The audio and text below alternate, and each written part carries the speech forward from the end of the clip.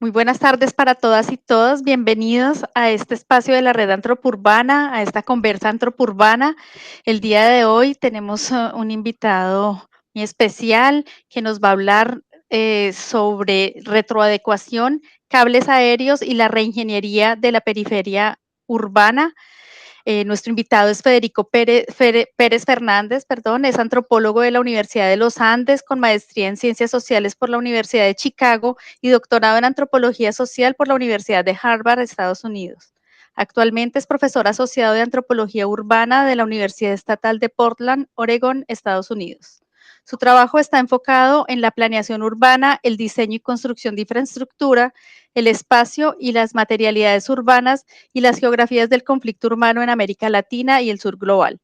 Su libro, El urbanismo como guerra, será publicado al fin de este año y estamos muy atentos, Federico, para conocer también este trabajo posteriormente. Entonces, bienvenido. Federico va a estar acompañado por nuestro colega Andrés Salcedo Fidalgo como comentarista. Él es antropólogo de la Universidad de los Andes, Colombia, con maestría en Ciencias Sociales y doctorado en Antropología por la Universidad de California, Irvine, Estados Unidos.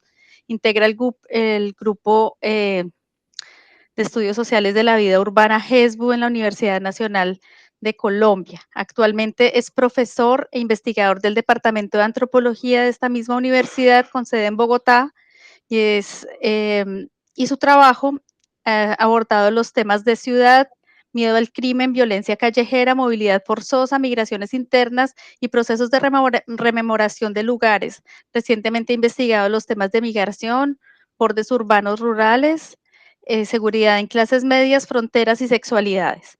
Entonces, para las personas que se conectan por primera vez con nosotros, vamos a hablar un poco de la metodología de esta conversación. En un primer momento, pues Federico y Andrés van a tener un diálogo, van a hacer como un contexto de este trabajo, para que podamos conocer un poco más sobre las motivaciones y demás que han llevado a Federico a interesarse por este tema. Y posteriormente podemos dar la palabra a las personas que quieran hacer comentarios y preguntas. Entonces estaremos dando la posibilidad de abrir micrófonos. También nos pueden ir dejando sus comentarios y preguntas a través del chat. Entonces, sin más preámbulos, pues bienvenidos nuevamente Federico y Andrés.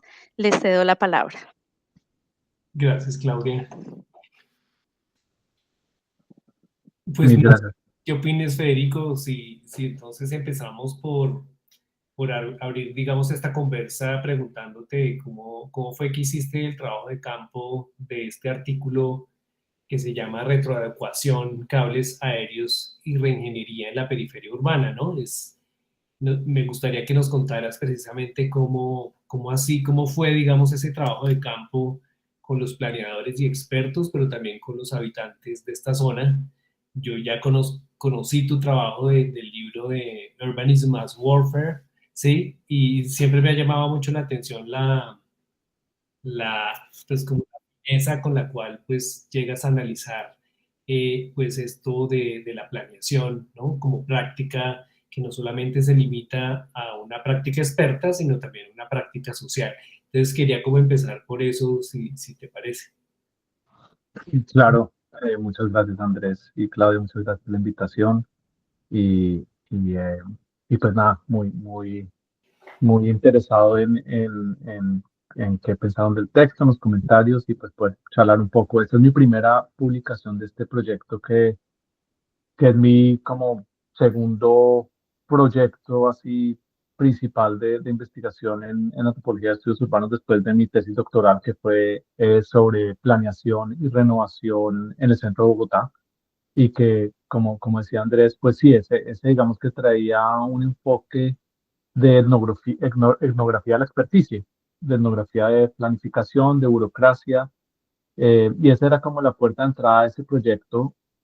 Claro que en el curso, digamos, del proyecto, pues fue cada vez más claro para mí algo que acabas de decir ahí, Andrés, que es pues no solamente una práctica experta, sino una práctica social, ¿cierto? Como esa división entre conocimiento experto en experto, pues un poquito como desdibujar esa división, ¿no? Tan fuerte y ver cómo de hecho esa división eh, pues desaparece en muchos casos en digamos, en las rutinas diarias de los expertos y de las personas que son objetos de la experticia. y también cómo se redibuja, digamos, se traza también como un ejercicio de poder, digamos, de muchas maneras. Entonces, este proyecto sin duda es una continuación ahí de ese interés, pero en este caso, pues este tema de los cables creo que trae algo muy interesante y es, o algo que me ha interesado mucho a mí, desde que, pues digamos, desde que lo comencé a seguir, que por cierto, casi hago mi primer proyecto sobre esto, ahí cuando fue en 2008 que estaba en Medellín estudiando como cosas de renovación urbana, pues eran 4 años del primer cable de Medellín, ¿no? Pues el primer cable de transporte urbano de Latinoamérica. Casi que al mismo tiempo que el de Caracas, pero pues el de Medellín viene siendo, digamos, que el modelo para todos. Y algo que me interesó y que vi en ese momento y que después como que recuperé en este proyecto para entrar con esa línea era, pues acá estaban ingenieros, planificadores, diseñadores, etcétera, trayendo un enfoque que explícitamente estaba interesado en el conocimiento local, digamos, los diseños locales, el uso del espacio y la constitución del espacio en estos barrios, y eso se ve en ese primer cable de Medellín. Y es algo que yo creo que varios cables, no todos, porque obviamente la circulación del modelo, pues, digamos que se recontextualiza de maneras muy diferentes, pero en muchos casos sí es algo que está muy presente y vamos a conocer, es esto que en el artículo, digamos, recuperando un tema, un concepto que es muy clave pues en el urbanismo latinoamericano, la acupuntura urbana, ¿no? Esa idea de vamos a tratar de contextualizar esta infraestructura, este plan, lo mejor que podamos, estoy hablando como si fueran los expertos, los ingenieros, digamos, y los planificadores, dependiendo de lo que hay en el terreno, ¿no? Que es muy diferente a otras formas, como otras tradiciones de planeación, obviamente, pues la modernista o, digamos, la del experto, ese de arriba abajo, digamos, creando el mejor plan posible, así sea un plan progresista, lo que sea. En este caso, yo creo que los cables tienen digamos que ponen en el centro, digamos, esto del conocimiento local, de la constitución espacial, de constituciones espaciales, usos espaciales locales, y el cable viene siendo, digamos, o se presenta como conectado a esas dinámicas, ¿cierto? Y eso, digamos, trato de capturarlo ahí con ese, que en español es un poquito torpe, ¿no? El retroadecuación, que en inglés es el retrofit, pues que es un término de ingeniería, digamos, pues un poquito más elegante ahí, que es, pues, que tiene también esa dimensión temporal, ¿no? Reconocemos lo que he construido aquí y ahora retroactivamente lo vamos a modificar, ¿cierto? Entonces, eso digamos que es como lo que me captura así la imaginación etnográfica más que todo y lo que me llevó a estudiar esto, empezando por los ingenieros de la firma que construyeron el cable de Bogotá, que es Doppelmayr, la firma austriaca que ha hecho pues algunos cables en Latinoamérica, el más grande que existe actualmente, que es el de La Paz, en Bolivia, eh, y pues hablan de Bogotá. Y entonces entré con ellos, digamos, haciendo casi que una etnografía de ingeniería, pues ahí hay muchos ecos con pues, estudiar planificadores y pues toda esta literatura que hay actualmente sobre la antropología del diseño, de la planificación, de la arquitectura, etcétera. Y de ingeniería también algunas personas están estudiando esto y pues la ingeniería aparece no necesariamente como lo que uno se imagina, este conocimiento desprendido de la realidad social, súper, ¿no? Numérico y científico, etcétera, sino pues atendiendo también a dinámicas sociales muy directamente. O sea, los ingenieros recorriendo Ciudad Bolívar y haciendo ese trabajo también pseudo etnográfico de cierta manera, ¿no? Y cómo se mueven, digamos, entre conocimiento, digamos, experto y no experto fluidamente. Entonces, esa digamos que fue y sigue siendo algo que me interesa mucho. Y ahora ya entrando más en la vida, mi proyecto hasta ahora ha sido la vida de este cable de Ciudad Bolívar, ¿no? Empecé en el 2000, por ahí en el 2018, 17, la planificación y diseño del cable, la construcción del cable, la inauguración, y ahora llevamos pues un par de años en funcionamiento. Doppelmayr, la constructora, sigue pues asesorando y haciendo mantenimiento y estas cosas. Tiene un operador, obviamente, el cable y muchas entidades del distrito vinculadas al cable a través de pues los equipamientos que se construyeron allí y el cable pues también como una función de, ¿no? De como de política social de la ciudad, ¿no? Que digamos ahí está la manzana del cuidado, que está pues saliendo muy buena investigación, publicaciones, investigaciones sobre esto. Eh, Entre otras, Adriana Hurtado y María José Álvarez tienen un artículo que salió recientemente, y Federica Fleischer tiene un artículo muy bueno que salió recientemente sobre la manzana del cuidado, ahí que está, ¿no? Pegada al cable de Ciudad Bolívar. Entonces, digamos, entre más vi la vida de este cable, pues más aparece eso que en el artículo también intento ubicar con la idea de interfase, ¿no? Es como una plataforma, una interfase de encuentro entre esos conocimientos, entre esas prácticas, entre esos actores sociales diversos. Eh, y creo que eso puede como abrir espacio para una contribución a toda la literatura sobre la infraestructura que de pronto pues permite diferentes interpretaciones y como identificar diferentes dinámicas. Ahí digamos que voy. Este proyecto, claro que se presta para un trabajo comparativo o de circulación de políticas e infraestructuras interesante. No, no puedo decir que lo haya hecho todavía, pero como ustedes saben, pues bueno, el modelo está circulando fuertemente en América Latina. Eh, Hay muchos cables. Estas empresas, Doppelmayr y Poma, que es la francesa, la otra, siguen con una presencia muy fuerte en la región y construyendo cables no solamente como medios de transporte, que no son como una innovación latinoamericana que empezó en Medellín, sino también como políticas sociales y ¿no? Como de gobierno del espacio urbano. Entonces, pues está por verse eso como qué tipo de espacio y de experticia y de gobernanza está abriendo, ¿no? Eso es parte también, digamos, de la pregunta más grande que este, que este tema trae consigo. Creo. Pero pues bueno, o sea, pues podemos hablar mucho más de los detalles y de nuevo, estaba dándole ya varios años, siento que estoy, digamos, ya llegando al punto de mirar esa última pregunta de la circulación más amplia, pero claro, acá hay puntos muy interesantes de la etnografía, de la experticia, de la planificación y de esos encuentros, de esas interfaces diarias, digamos. Sí, gracias, Federico. Yo precisamente, pues a mí siempre me ha llamado la atención de tu trabajo, pues porque me refería yo a hacer el trabajo de campo en las oficinas, en los espacios de descanso de sus expertos, en los equipos, dentro de los equipos, en sus modelos de reindeers y digamos en la producción de todas estas técnicas de planeación, si era pues un desafío para ti hacer trabajo de campo con estos equipos y hacer trabajo de campo a la vez con los habitantes.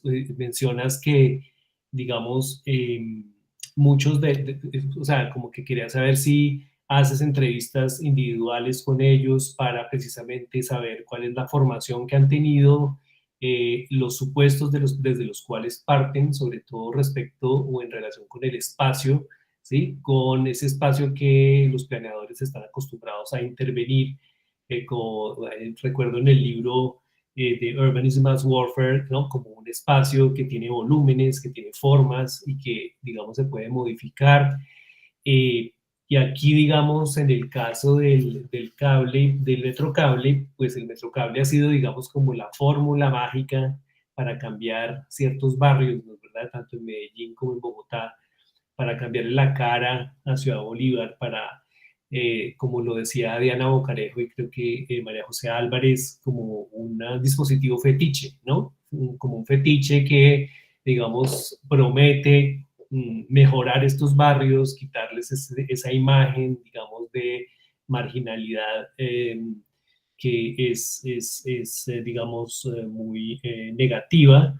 Y entonces, pues a eso me refería un poco con esos desafíos del trabajo de campo, ¿no? Porque pues no es fácil a veces hablar con expertos y con técnicos cuando uno, pues a veces utilizan un lenguaje demasiado técnico o un lenguaje demasiado obvio que parece no poder desnaturalizarse, ¿no? Entonces, pues era como en ese sentido que lo preguntaba. Sí. Gracias. Andrés, no, eso está súper interesante y sí, digamos que eh, tiene mucha resonancia, digamos, con las cosas que he estado siguiendo ahí en el proyecto de ese cable aéreo, pues.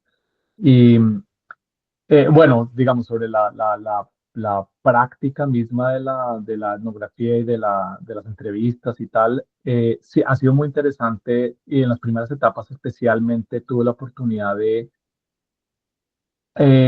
pues además de entrevistas, acompañar a algunos de estas personas en su trabajo diario. Entonces ahí digamos que pude seguir la otra, digamos, pieza acá de la que no hablé mucho es el Instituto de Desarrollo Urbano, ¿no? El IDU, como un actor clave y los ingenieros del IDU, etcétera, actores claves ahí en la implementación de estos proyectos. Y entonces, sí, siguiendo, digamos, a estas personas, sus propias como representaciones del espacio, sus propias historias como habitantes de la ciudad y sus propias percepciones de estos barrios, definitivamente están ahí, no están presentes y se filtran, digamos, en su aproximación a un lugar como Ciudad Bolívar, ¿no? Entonces, eso es algo interesante y digamos que va como a un problema, yo creo, más fundamental de la antropología, la etnografía, la experticia, que apuntaba Dominic Boyer, uno de los, digamos, de las personas que escriben bastante sobre esto, y es el reto de poder hacer, de que al estudiar expertos no solamente esté uno mirando a sus prácticas epistémicas, digamos técnicas, sino que también pueda uno abordar, entender su cotidianidad como expertos, ¿cierto?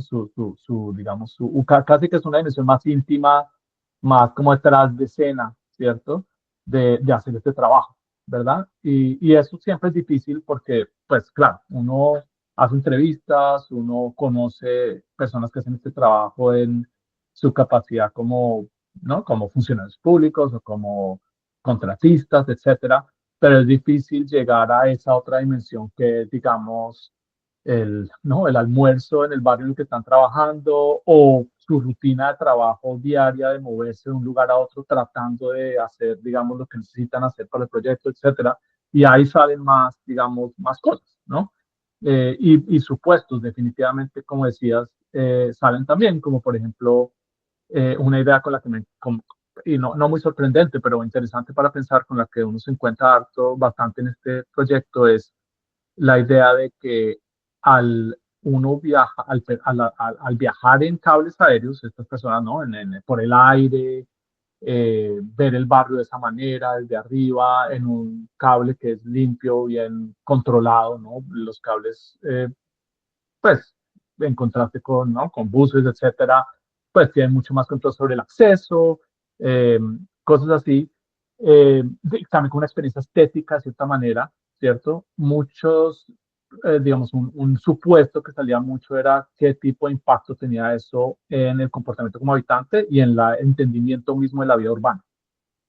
Como me lo decía alguno de ellos, creo que está en el artículo por ahí, cambia el chip, ¿no? Decían, como que, no, eso definitivamente va a cambiar la visión que tiene una persona que vive en la periferia, que, como dirían ellos, ¿no? Están acostumbrados a la informalidad, etcétera, como estas, obviamente, ideas de, ¿no? De cualquier profesional de, ¿no? Clase media, alta, lo que sea, que ve desde afuera, digamos, la informalidad urbana, etcétera, piensan, pues esto, ese era un supuesto muy fuerte, digamos, esta experiencia que casi que es una experiencia corporal estética, va a cambiar el modo de ser de estas personas y va a cambiar, digamos, de cierta manera el barrio como desde arriba abajo, ¿no? Por decirlo así. Entonces, eso definitivamente está ahí, pero ya si uno, digamos, mira más de nuevo, como la interfaz, en el momento en que las personas, digamos, los técnicos, etcétera, tienen que trabajar y meterse ya como en el día a día de la operación de un cable o del funcionamiento de los equipamientos a sus alrededores, etcétera, ¿no? Pues ya cuando están más inmersos en el terreno, pues eso digamos que ellos mismos, y esto es algo que yo creo que es importante también en la antropología de la experticia, pues tienen autocríticas, ¿no? Y eso es algo que me parece también importante destacar, no solamente en algo como este proyecto, sino en general, de nuevo hablando de la planificación, del diseño, la arquitectura, es que pues la gente que trabaja en estas cosas también termina reconociendo sus supuestos y sus, ¿no? Y sus, digamos, sus presupuestos y sus lo que traen pues a estos proyectos. Entonces es algo que, pero de nuevo, eso es a veces es más difícil requiere mucho tiempo de estar ahí y de tratar de pasar de ese espacio técnico, de ese espacio oficial a ese otro espacio. Por ejemplo, algo que me mostró, que creo que tiene mucho potencial para mostrar esto específicamente con los cables, son los operadores de los cables.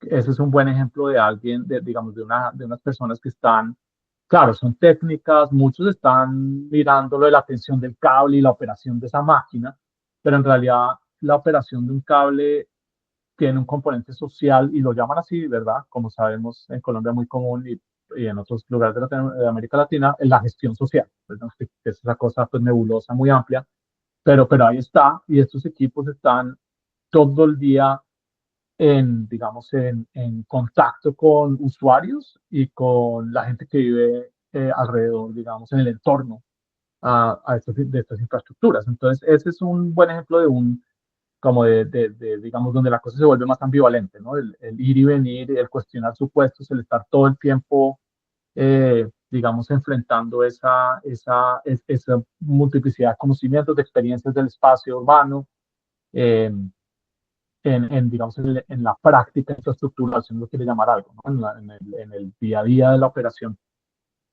Ahora, otra cosa que me sonó de lo que dice que digamos, no toqué en lo primero que estaba hablando y que es clave, es lo de la verticalidad, ¿no? Lo de los volúmenes. O sea, ¿qué tipo de intervención, de conocimiento urbano que estamos viendo con esta, digamos, experimentación con la verticalidad urbana, ¿verdad? Entonces, ahí hay también una pregunta interesante. Eh, Creo que digamos, de cierta manera, ese artículo de Diana Bocarejo y María José Álvarez ¿no? Digamos, la dimensión estética, casi que el fetiche del cable, que es, si uno lee o ¿no? Sigue, digamos, los discursos tempranos en Medellín, eran digamos, muy enfáticos en lo icónico. Si alguno ha ido a Medellín, sabe que está la biblioteca el Parque Biblioteca España ¿no?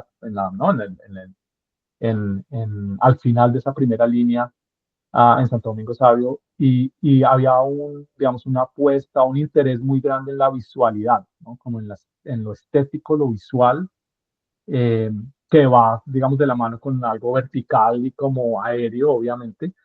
Entonces ahí hay algo interesante que creo que, pues, ya mirando, y ese artículo de ellas miraba sobre todo, pues, esa idea cuando se estaba presentando la propuesta para hacer un cable que nunca se hizo en Soacha. Ahora, ya cuando los cables existen y operan, es interesante ver cómo eso se vuelve más un terreno de negociación, ¿no? Digamos, la estética vinculada al cable, digamos, lo que la verticalidad produce o no, ahí sí se abre, digamos, un terreno mucho más complejo de las múltiples experiencias que las personas tienen con relación a eso. Eso es algo en lo que estoy muy interesado y bueno, ahí podemos hablar, hay ejemplos de eso, creo que en el artículo tengo algo sobre eso que vale la pena pensarlo más, no creo que haya, digamos, resuelto eso, pero hay algo para pensar. Sí, Federico, yo en tu artículo vi como algo que cruzaba todo el artículo y es este asunto epistémico, ¿no? Y como lo mencionaste de la visibilidad de, de esta tecnología, digamos, que le permite a los usuarios, a los viajeros, pues mirar desde arriba todos estos barrios, tener una vista aérea, ¿no es verdad? Y cómo, pues digamos, esto, como decía al principio, tiene un efecto que se supone es reparar o mejorar el barrio, sacarlo de la decadencia o de la ruina o de la pobreza, ¿sí? Y también, pues, al igual que en Usme, que conozco mejor, en este borde urbano rural, las personas que habitan también se vuelven expertos, y eso me gusta mucho de tu artículo porque, digamos, el conocimiento de planeación no se limita a los expertos y a los planeadores, sino que también a veces son los habitantes quienes terminan también volviéndose expertos en la legislación, en cómo, digamos, entrar a negociar digamos, contradecir lo que el distrito les está planteando o la forma como están interviniendo. Entonces, pues esto de la visibilidad junto con pues estos conocimientos que son ensamblados de acuerdo a lo que tú planteas en el artículo, pues hacen que la planeación no sea solamente un asunto técnico o experto como lo planteas en el argumento, ¿no? Sino un ensamblaje de conocimientos que involucran a varios actores, ¿no? Residentes, expertos, técnicos, y digamos eso me parece como un acierto del artículo. Pero también me quedó la duda de, bueno, ¿a qué te refieres realmente con con esta cuestión epistémica, ¿no? Con relacionada con la visibilidad, claro, la escópica, que permite esta transformación, ¿no? Porque parece como si los usuarios, al tener otra perspectiva de esa zona, pues entonces también cambian sus deseos, sus expectativas frente, digamos, al futuro de estos barrios, ¿no? Entonces quería que nos hablaras un poco como que entiendes por eso en tu artículo. Gracias, Andrés. Sí, esto está muy bueno, como muy útil para pensar y no creo que lo tenga que lo tenga resuelto, pero digamos que tengo algunas como entradas ahí y momentos etnográficos que se quedaron conmigo, digamos, y que como que me siguen como provocando pensamientos sobre esto. Y digamos que empecemos por ahí, les ofrezco como un par de impresiones etnográficas que quedaron del trabajo. Una era, eh, digamos, muy vinculado a ese proyecto anterior en Bogotá de embellecimiento de fachadas, eh, de, de eso fue más que todo durante eh, la administración de Enrique Peñalosa, eh, de 2016, si no estoy mal. Eh, y, digamos, la manera en que eso ha como operado en el cable me parece interesante porque ya ahí había como un intento por, digamos, proyectar una imagen ¿no? De la periferia informal embellecida, por decirlo así, que lo único que digamos que con el cable se magnifica, ¿cierto? Entonces la oportunidad de estar volando y claro, no hay que descartar el impacto que tiene en turismo urbano, ¿no? Digamos, el cable. Tanto en turismo pues de gente de la ciudad como turismo, digamos, internacional. Ya aparece pues la experiencia cable aéreo en Airbnb y en otras plataformas y pues uno, ¿no? Va y lo ve, etcétera. Entonces, eso por un lado. Y por otro lado, el mismo cambio de perspectiva, personas, usuarios del barrio o activistas del barrio, o gente, digamos, más metida con cuestiones de organización política, desarrollo comunitario, etcétera, de ellos mismos, digamos, recalcaban las otras cosas que se volvían visibles también con el mismo vuelo aéreo, ¿no? Cosas muy diferentes o que ellos tratan de reivindicar, ¿no? Más allá de esa supuesta como imagen bella, embellecida, pues desde arriba. Eh, y eso, digamos, eso me interesó mucho. Y si uno visita el Museo de la Ciudad Autoconstruida en Ciudad Bolívar, hay mucho de ese trabajo allí.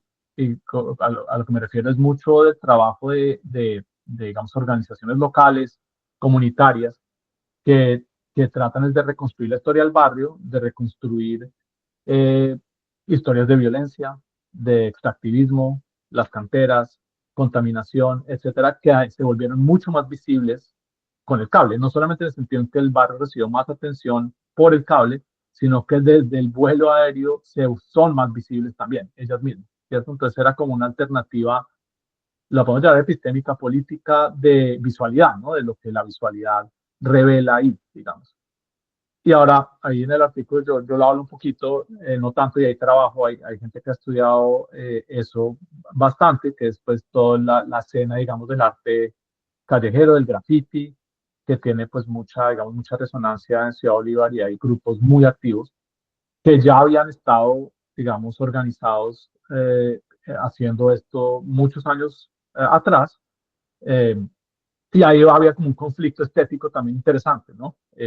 Cuando llegó, digamos, la pintada de las fachadas, borraron incluso grafitis que habían pintado otros colectivos, uno de ellos es Urbamos, del que hablo ahí en el artículo, y ahora ellos también han estado, obviamente, conscientes del efecto del cable y las nuevas perspectivas, digamos, que ofrece, perspectivas literalmente, ¿no? Como de las perspectivas desde arriba, pintando también con eso en mente, ¿no? Entonces, a mí me interesa, pues, digamos, como lo que permiten en cuanto de nuevo, encuentro, pero también como conflictos entre diferentes, digamos, miradas o prácticas estéticas.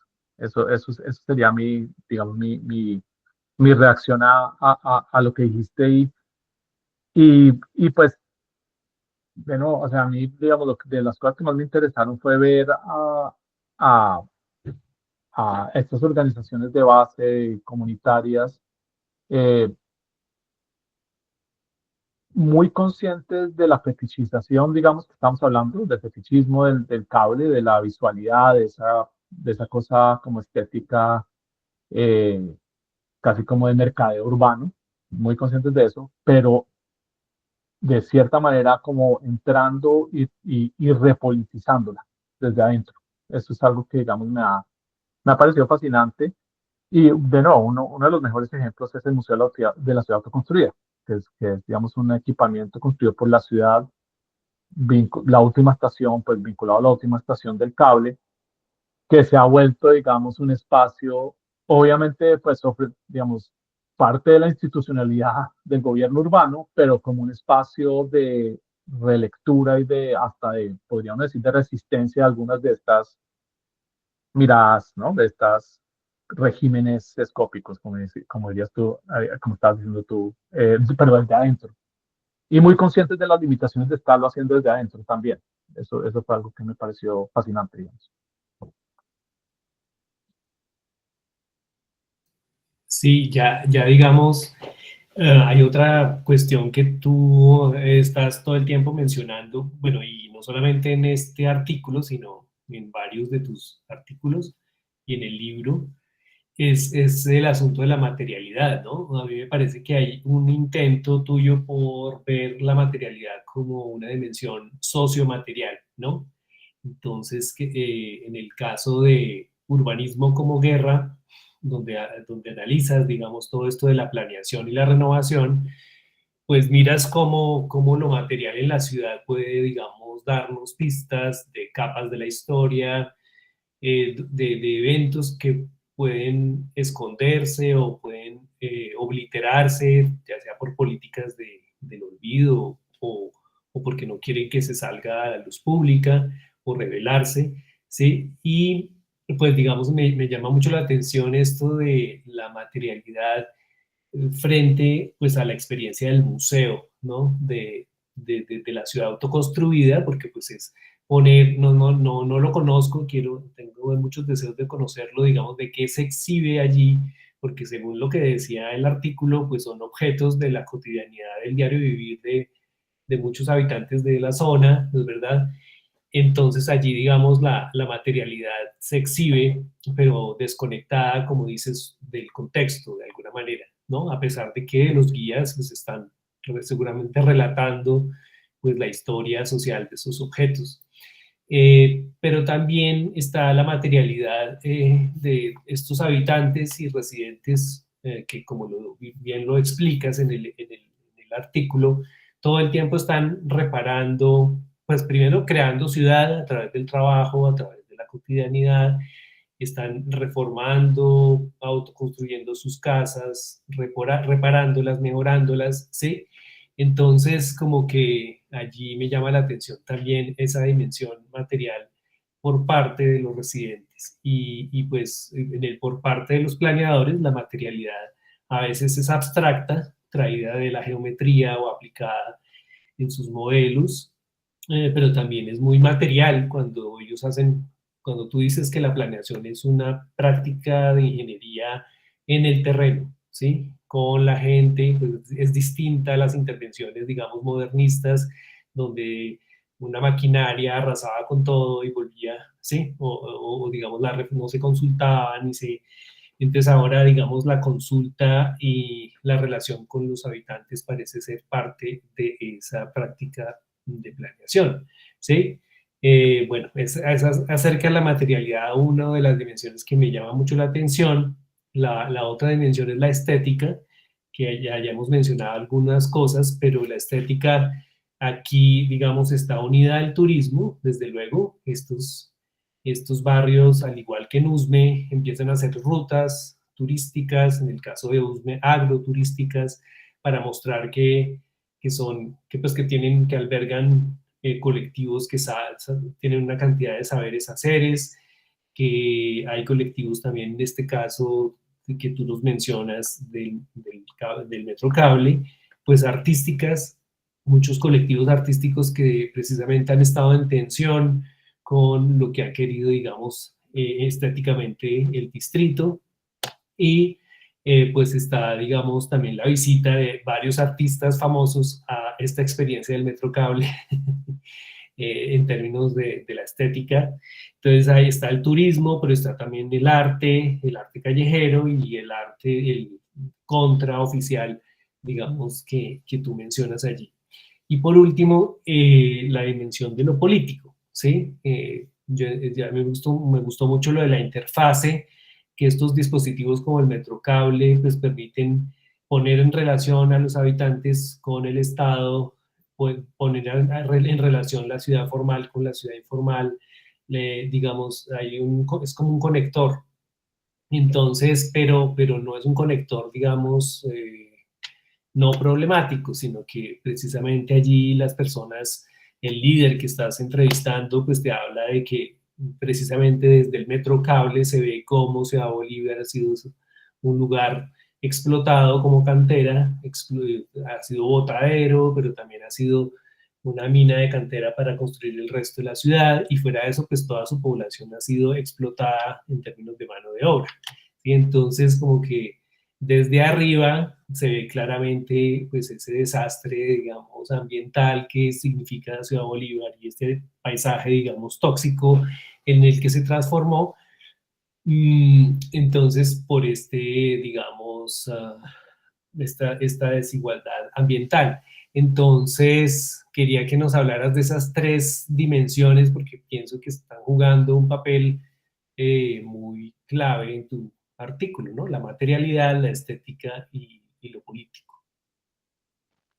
Gracias, Andrés, por como presentarlo tan claramente, digamos, más de lo que yo creo que lo tenía al escribirlo. Me gusta mucho esta manera como de organizarlo. Y pues sí, déjame tratar de hacer algunos apuntes en cada uno. Empezando por el museo otra vez, que en efecto es muy interesante lo que hay allí. Y bueno, algo por resaltar es que por lo que veo, digamos, por lo que mi investigación ha encontrado hasta ahora, digamos, no sé cuál sería el término, bueno, el trastrillado apropiación de la comunidad o como queramos llamarlo, pero digamos, eh, claramente de ciertos actores de la comunidad, ¿no? No vamos a hacer pues como ¿no? Una homogenización ahí de la comunidad. Estoy seguro que hay muchos que tendrán, y de hecho me los he encontrado, que tienen diferentes ideas sobre cómo no han podido hacer uso de ese espacio, ¿no? Y estoy hablando de artesanos, de artistas, de recolectores, de objetos, no, hay cantidad de cosas, ¿cierto? De agricultores urbanos, etcétera.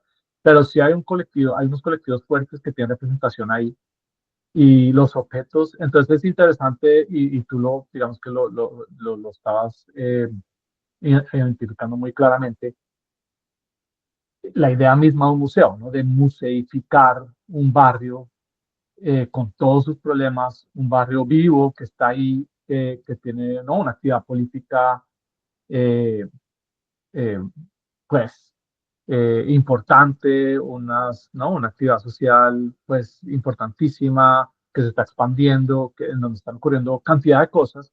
De repente tener un museo que, entonces, ¿cuál es el rol de ese museo? ¿Cierto? Relatar una vida que está ocurriendo o congelarla ¿no? Y como museificarla y para presentarla para ese turista o para esa, y de nuevo, los que no van ahí, pues hay muchos, hay también diferentes públicos, eso es algo creo que importante para mirar los públicos que están incluyendo muchos colegios de la zona, ¿no? Que van al museo día a día, los llevan los, ¿no? Colegios distritales que los llevan a los estudiantes, a niñas y niños al museo. Entonces, pues está obviamente esta, digamos, esa paradoja de entrada y uno va al museo y está la historia, obviamente, y es una historia que todavía se está escribiendo, ¿no? La del barrio, ellos son cuidadosos como en tratar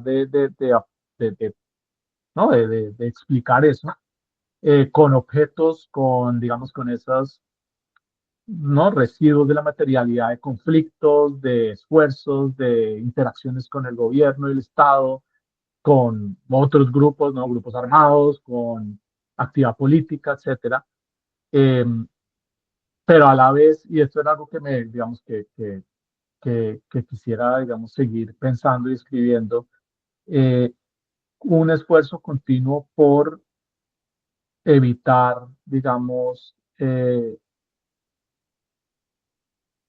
separarlo totalmente de su contexto y congelarlo, ¿cierto? Entonces, pero explícitamente, digamos, ellos, estoy hablando de los guías, de la directora, como diciendo, queremos que este sea un espacio vivo de activismo, no casi que un antimuseo, ¿cierto? Lo que estaban diciendo, lo que ellos dice, claro, y entendemos la paradoja de estar trabajando acá adentro, muchos de nosotros somos contratistas del distrito, estamos trabajando en un museo, estamos con, ¿no? Con el Instituto de Cultura, etcétera, pero nuestro trabajo tiene que ser activista, tiene que, pues, tener, digamos, eco y efectos más allá de las paredes de este museo. Entonces están como, digamos, yo veo su trabajo y de nuevo, la curaduría del museo recoge mucho de lo que se crea en el barrio, de artistas locales, de creadores locales, de artesanos, etcétera, pero están todo el tiempo como tratando de ir contra esa, como hay como una fricción ahí contra esa, como contra el concepto mismo del museo, por decirlo así. Y por podríamos decir, digamos, siguiendo con lo de antes, con un régimen de materialidad, el régimen de materialidad del museo. Están como a contrapunta y contra eso trabajando. Veo ahora, que lo logren del todo, pues no sé, pero en esas están, digamos, y ese es su trabajo, veo, y ese encuentro que tuvieron con Doris Salcedo, que relato un poquitico ahí en el artículo, era sobre eso, más que todo, era ellos, las personas que me lo contaron, y hay un artículo por ahí también sobre el suceso, digamos, Doris Aceo fue, vio el museo, hizo unos comentarios sobre qué debía ser el arte de Ciudad Bolívar, o cuál sería un arte que tendría más eco, un arte que no estuviera tan amarrado a la localidad, etcétera. Y ellos muy, digamos, claramente decían, eso no es lo que queremos un espacio de activismo, queremos un espacio en donde estas cosas, estos materiales, ¿no? Estas obras estén explícitamente y militantemente vinculadas a la política barrial, a las organizaciones sociales. Eso es lo que queremos. Entonces ahí fue, digamos, muy interesante ver eso, ¿no? Como pero es indudable, y de nuevo, yo creo que los que trabajan allí lo reconocen y lo admiten, es indudable que tienen públicos como turistas, como gente que va a ver eso, ¿no? Entonces están, digamos que, de nuevo, la interfase, ¿no? Como una interfase muy problemática, ambivalente, tratando de como de abrir un espacio ahí para política barrial eh, dentro de ese, digamos, de esa interfase. Eh, ahora, pues, digamos, yo creo que es que se conecta un poco con lo que con lo que estábamos diciendo de estética y de lo político, y es esto, ¿cierto? Es esta, ¿qué tipo de política es posible en esas interfaces? Es, digamos, una de las preguntas que yo tengo en el artículo que propongo ahí. No, no creo que la resuelva, pero digamos, me está guiando en este trabajo. Si las infraestructuras como los cables aéreos, y no creo que esté limitado a ellos, son interfaces, ¿cierto? Son puntos de encuentro entre estos conocimientos, entre estos regímenes de materialidad, de estética y de conocimiento que permiten en términos de horizonte político y de actividad política. Ahora, como tú decías, había ejemplos muy claros y algunos de si vas y hablas con los guías, estoy seguro que te hablarán de eso. Había guías y hay guías ahí, personas vinculadas al museo, que son muy explícitos en una narrativa contraoficial, como tú decías, ¿no?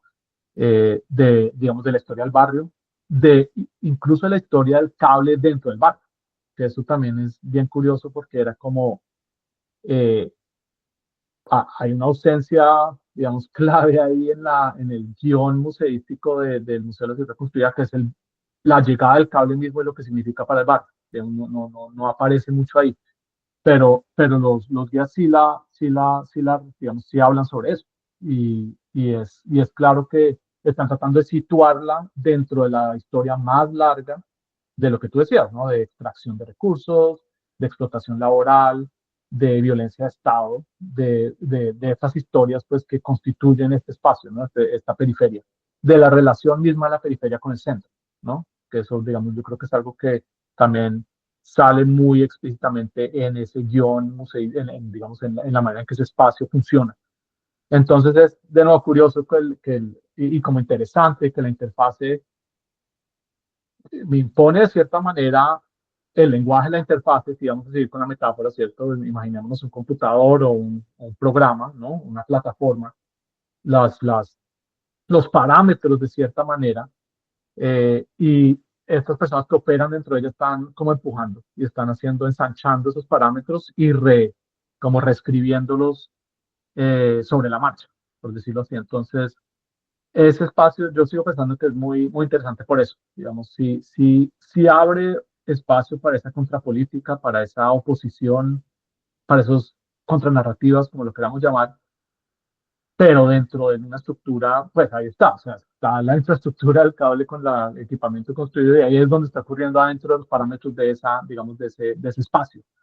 Eh, y de lo cual están muy conscientes las personas que están operando allí dentro, digamos. Entonces, digamos, esa ambivalencia de interfaz es algo que creo que da para bastante, como para pensar bastante, eh, pues, no solamente, digamos, eh, planificación y política urbana, sino pues también digamos, el futuro de la transformación de la periferia urbana, ¿no? De cierta manera.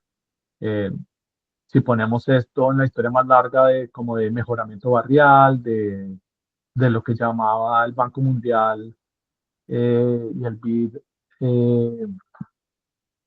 pues adecuación, slum upgrading, ¿no? Como de esas políticas largas de formalización, etcétera. ¿Cuál es ese horizonte que hay de política urbana digamos, en una periferia eh, reintegrada, reconectada, ¿no? Gracias por eso está interesante para pensar. No, gracias, Federico. Ya pues, digamos, como para hacer las últimas preguntas, para después dar lugar a la participación de otros y darle la palabra a Claudia. Eh, era simplemente como mencionar dos asuntos que me llamaron la atención sobre el nuevo modelo de planeación. El uno es la acupuntura, ¿no?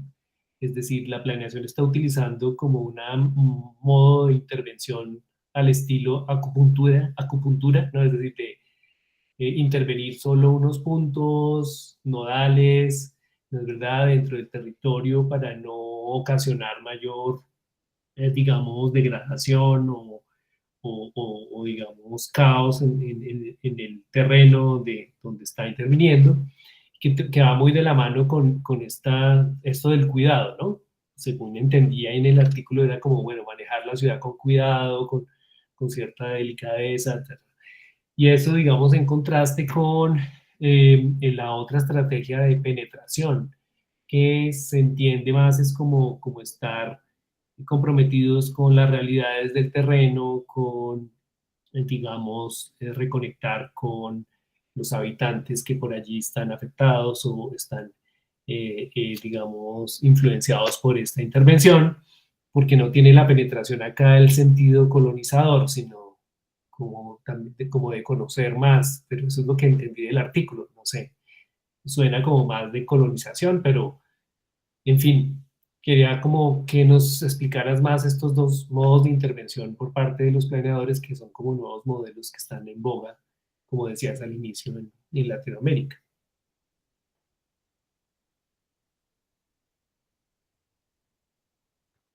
Sí, sí, gracias, Andrés, sí.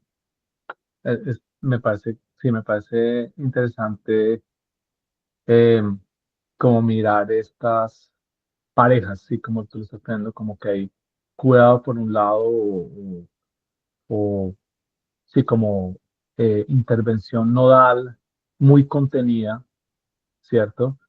Pero al mismo tiempo penetración mucho más efectiva y profunda. De cierta manera lo decían así algunos de las personas como metidas en el diseño de estos cables y creo que desde el comienzo, si uno piensa en el caso de Medellín, había mucho de eso, eh, de, de, de la zona desgobernada, ¿no? De la zona de conflicto, ¿no? De esa periferia en guerra, pues, eh, la comuna, pues, en Medellín, etcétera, y esta como una oportunidad de entrar allí, ¿no? Que claro, el Estado siempre ha estado vinculado con la zona y no hay tal como una ausencia de Estado en estos lugares, ¿cierto? Hay relaciones selectivas, hay vínculos más o menos visibles, etcétera, pero esto digamos que era una intervención, una penetración espectacular, de cierta manera, ¿no? En la supuesta como zona desgobernada. Entonces, hay algo de eso y es como interesante pensar cómo la idea del cuidado de la acupuntura permite mayor entrada, digamos, mayor alcance, de cierta manera. Lo de Medellín es interesante, sin ser un experto para nada en Medellín o haberlo estudiado, digamos, personalmente, pero leyendo, pues uno sabe de la historia reciente, digamos, el cable coincidió con la hegemonía paramilitar, ¿verdad? Entonces hubo, digamos, una entrada de ese cable, de esa acupuntura de un ejercicio de participación que sucedió, hubo una planeación participativa, en esto hablando de ese primer cable de Santo Domingo Sabio y en los otros, en mayor o menor grado también, pacificación, ¿verdad? Que además es el término que se usa en Brasil con los cables, por cierto, con algunos de los cables que se construyeron. Eh, y eso, digamos, el contexto más amplio era eh, la hegemonía paramilitar o como el final de conflicto entre ciertas bandas y digamos, la, la, la, el triunfo final de cierto bloque para tener la hegemonía sobre la zona. Entonces, cómo funcionan juntas es algo que me parece interesante ahí. Y en Ciudad Bolívar, pues se ve también, digamos, hay como todas esas lógicas del cuidado de la acupuntura y al mismo tiempo una persona diciéndome en la terraza de su casa como de todos los días la cantera que se supone que está cerrada siendo explotada, ¿no? Ocasionalmente explotada, las vibraciones de su casa, el polvo volando mientras pasa el cable y todo, digamos, todo este espectáculo de una nueva tecnología de gobierno, eh, ¿no? Se desenvuelve al frente de sus ojos, pues. Entonces, pues ahí digamos que no es que da la respuesta, pero ver cómo funcionan como juntas creo que es algo bien clave para pensar. Y algo de lo que tengo, o de lo que digamos, me interesa mucho, de lo que trato de tener cuidado en este artículo y en lo que estoy escribiendo es, y hay artículos, hay digamos escritos sobre Medellín y sobre otros cables que son muy, digamos,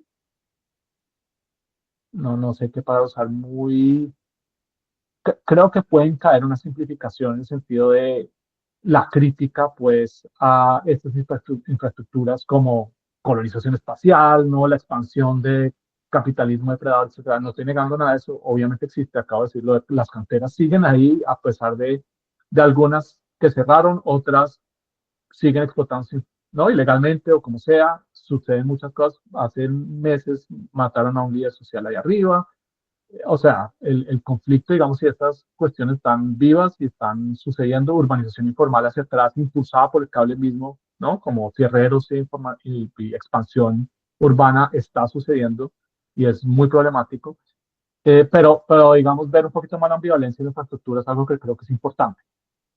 De nuevo, la interfase, el punto de encuentro, la manera en que la gente la puede reapropiar y cómo resignificar y materialmente hasta cierto punto, obviamente no es que sea pues, tan flexible en su estructura para transformarla, pero sí en su entorno, como de cierta manera rematerializarla de diferentes maneras, creo que es importante verlo.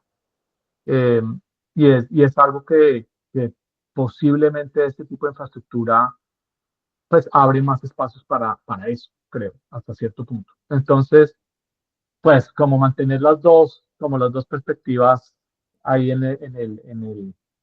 como atender a ambas, digamos, es algo que me parece importante y que me parece que el cable mismo de infraestructura y la gente que trabaja a su alrededor, como que están muy sintonizadas con eso, y pues uno, o sea, para ser claros, uno habla con o con la mayoría de la gente de un barrio como, ¿no? Como es de estos barrios de Ciudad Bolívar y pues aman el cable, digamos, o sea, le quieren mucho el cable, les ha reducido tiempos ¿no? de viaje significativamente, tienen digamos, mucha gente tiene una percepción muy positiva hacia el cable, ¿verdad? Entonces, pues eso es algo que no se puede desconocer simplemente como una crítica a rajatabla, así pues, muy de arriba abajo, creo que es muy problemática, como que desconocería mucho de la complejidad que hay en el terreno, diría eso. Pero me gusta, o sea, me gusta igual pensar cómo la acupuntura y la penetración van de la mano, digamos, y cómo se facilita. Claro que penetración, ahí lo utilizaste en el artículo también como en el sentido de que puede, digamos, esa tecnología permite adentrarse donde nadie puede entrar, de ir a los márgenes donde nadie se ha atrevido a explorar, me he hecho un poco así como, ¿no?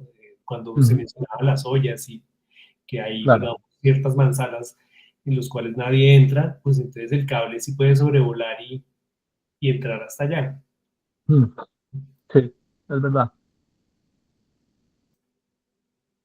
Sí, Gracias, Nico. No, pues, a ver, pues, no sé, me parece fascinante todo lo que has escrito en este artículo y yo dejaría mis comentarios ahí y quería felicitarte por el artículo y gracias por, digamos, hacerlo circular. Me parece un gran aporte. Quería como... gracias, Andrés. Mil gracias. No, me ayuda mucho esta conversar estas ideas que presentaste. Mil gracias, Andrés. A ti. Bueno, pues entonces les agradecemos a Andrés y a Federico por esta primera parte de la presentación. Vamos entonces a pasar ahora a nuestra segunda como parte de esta conversación, que es la intervención también de las personas que nos acompañan hoy haciendo sus comentarios y preguntas. Pueden levantar la mano para que les podamos ir dando la palabra. No sé si haya alguien que ya esté por allí levantando la mano, sino pues mientras tanto, pues yo digamos quisiera aprovechar, Federico, como para profundizar en un par de aspectos que digamos los mencionaste y demás, pero que me parecería que sería interesante, por ejemplo, para las personas que no conocen Bogotá, que nos contextualices un poco mejor qué es Ciudad Bolívar, ¿cierto? Como muy brevemente, pues no vas a ser guía de, de los que estabas mencionando, pero sigamos a hacer como un mejor contexto de, pues, qué significa esto para una ciudad como Bogotá, ¿cierto? Este sector que es bastante grande además.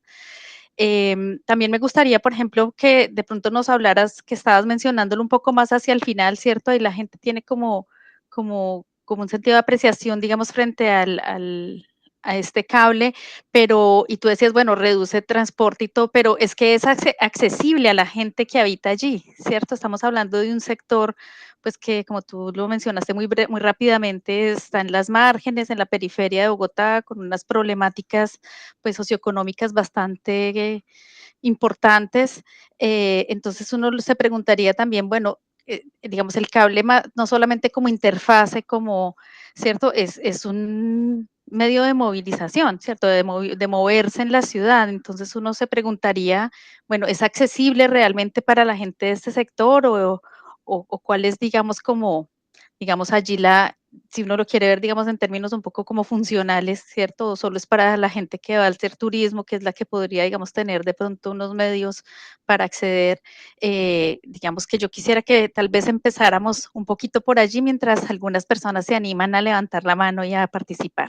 Entonces, Gracias, Claudia. Sí, no, súper importante y, eh, y clave, digamos, dar ese contexto. Y bueno, no soy un experto en Ciudad Bolívar y hay bastante historia escrita sobre el sector de Bogotá, pero si puedo dar como una idea, unos pincelazos así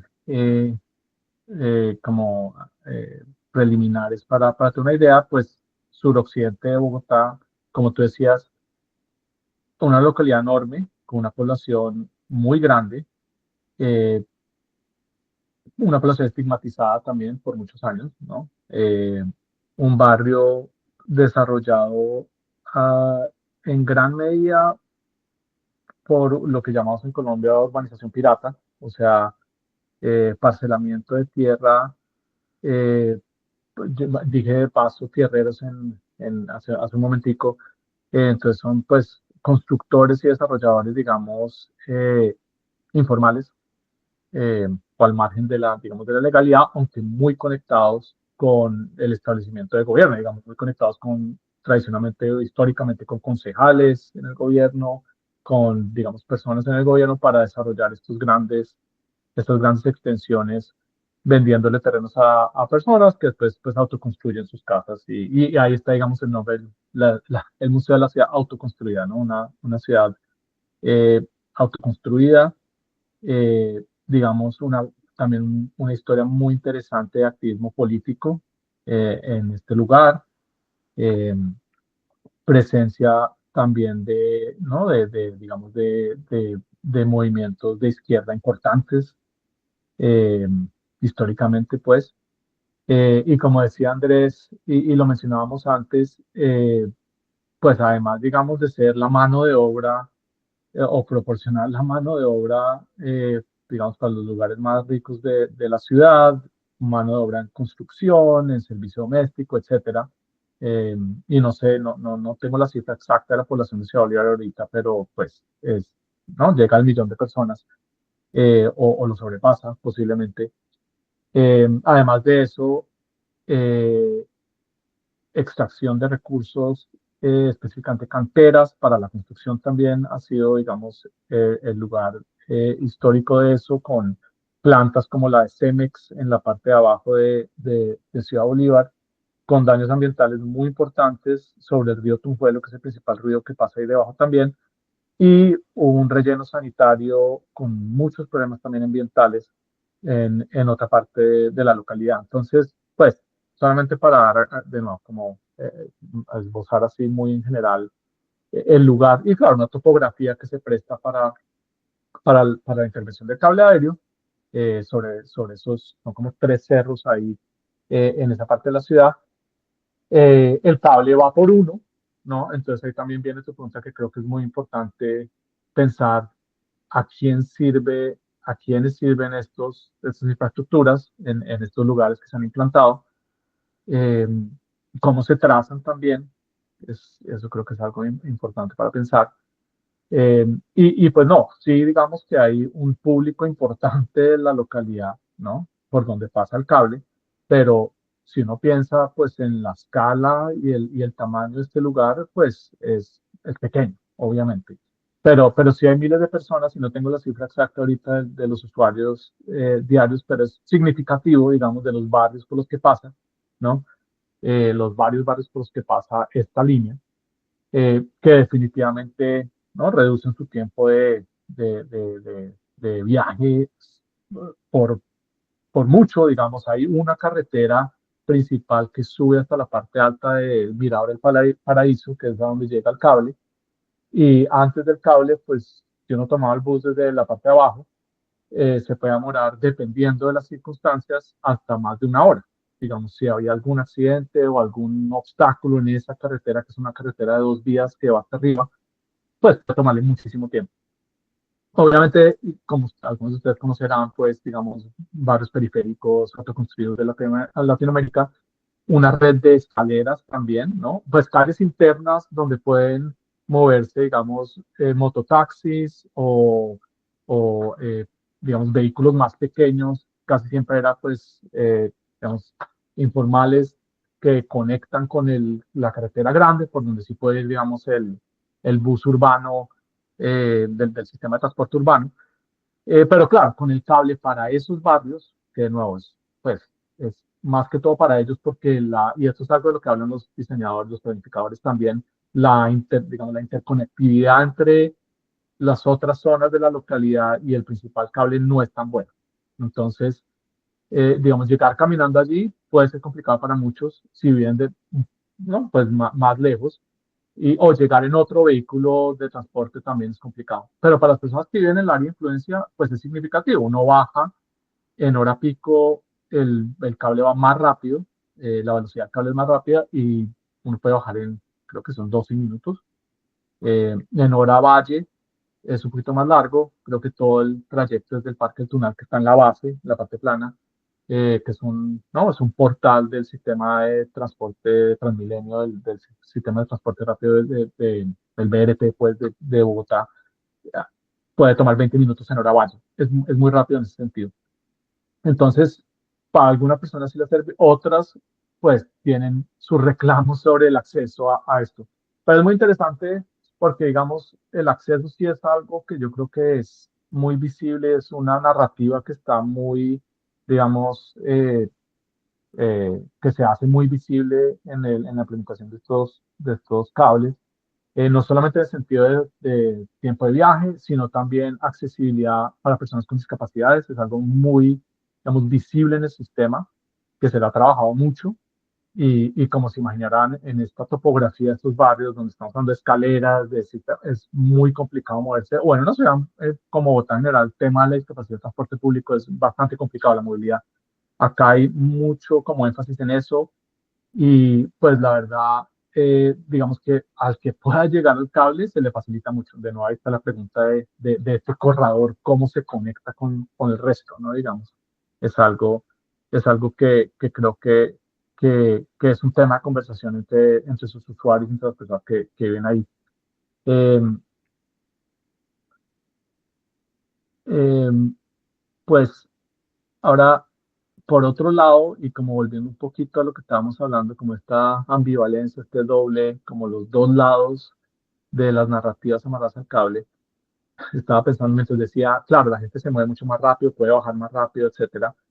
Me acuerdo mucho de una conversación que tuve con una persona allá, eh, más como, ¿no? Como un activista, eh, como de movimiento barrial, etcétera, diciendo, pues, entonces esto quiere decir que están moviendo la mano de obra más rápidamente para bajarla de la loma para que trabajen en la ciudad, ¿no? Entonces, digamos, ese otro lado de la, de la ecuación es interesante y cómo también se puede volver objeto como de crítica política, ¿no? O sea, ¿qué está haciendo esto? Como sube turistas y bajo mano de obra más eficientemente, ¿no? No para quitarle de nuevo no es así de simple, ¿verdad? O sea, yo creo que hay mucho que decir sobre, ¿no? El mejoramiento de condiciones de vida de muchas personas en el entorno del cable, de sus viajes, ¿no? El uso que le dan, de nuevo, personas con movilidad limitada, etcétera. Pero siempre, digamos que me parece interesante ver cómo, ¿no? Las tensiones que los rodean. Otra que me parece interesante es el impacto sobre valor de propiedades, ¿no? Que eso, digamos, no he visto estudios sobre eso todavía. Hay unos en Medellín, Julio Dávila y Peter Brown, que han trabajado bastante sobre el Metrocable de Medellín, estimando impactos sobre, ¿no? Valores de propiedad y posible, pues, efectos de desplazamiento vía económica, ¿no? Eh, hubo medidas, se tomaron medidas en el de Medellín para congelar estratificación por unos años, como previendo eso, pero pues eso no, digamos que no resuelve todo el problema. Y el mercado, digamos, de la propiedad digamos, la especulación inmobiliaria en el entorno de estos cables es algo que creo que es importante estudiar. Y lo otro que medio di una puntada antes que también es clave y creo que no se ha estudiado mucho y, digamos, no se ha dimensionado ni siquiera completamente, es la expansión urbana que va desde este cable para atrás. Entonces, digamos, este es el borde de Bogotá, el de Ciudad Bolívar, eh, uno de los bordes, pues, y ahí empieza suelo rural. Hay un pueblo que se llama Chiva y la zonificación con el último plan de ordenamiento territorial de Bogotá quedó como zonificación de expansión allí, sin planes para generar vivienda, lo cual quiere decir que con la dinámica del cable, el movimiento de personas y un suelo que ya está zonificado como expansión, se ha prestado para lo que decía antes, una urbanización rápida que está ocurriendo en este momento. Una urbanización, digamos, informal, no regulada, con estos actores como los tierreros, eh, especulativa y posiblemente, pues, digamos, o no posiblemente, muy como mediada por relaciones de poder y hasta violencia con la gente que es dueña de esas tierras hacia arriba, ¿no? Que van, digamos, sacando para poder expandir la ciudad. Entonces, esos son, digamos, preguntas claves ya que creo que son, o sea, fundamentales para poner, digamos, en conversación con esto más, digamos, epistémico, estético, etcétera, que es casi como la economía política y movilidad amarrada al cable, en sentido Bueno, estricto. gracias, Federico. Pues además muy interesante porque, digamos, lo que también nos vas mostrando como para las personas también que nos escuchan, que a veces son personas que van a empezar sus investigaciones y todo, pues, bueno, qué temáticas podrían seguirse trabajando, como qué líneas se abren a partir de tu trabajo, que nos parece que es un elemento muy interesante para quienes nos escuchan. Bueno, tenemos una pregunta en el chat de Jeremy Robert. No sé si, Jeremy, quieres hacer la viva voz y encender tu micrófono o si la leemos desde el chat. Ah, no puede encender, entonces voy a leerte, Federico, la pregunta que está en el chat para las personas que nos están escuchando.